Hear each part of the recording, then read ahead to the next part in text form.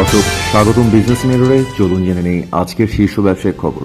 আগামী ফেব্রুয়ারির মধ্যে বিনিয়োগ সংক্রান্ত 6টি সরকারি সংস্থা একীভূত করা হবে। আন্তর্জাতিক পরামর্শক প্রতিষ্ঠান নিয়োগের পর গঠিত হবে একক সিঙ্গেল উইন্ডো বিনিয়োগ কাঠামো।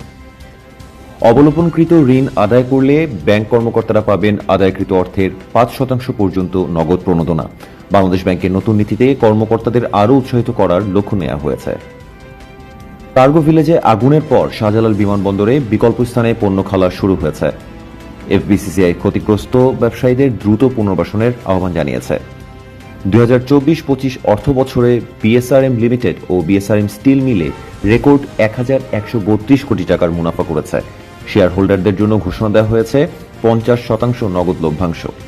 এবং 22 মাস বন্ধ থাকার পর জীবন বীমা কর্পোরেশনে পুনরায় চালু করেছে জেবিসি পেনশন বীমা।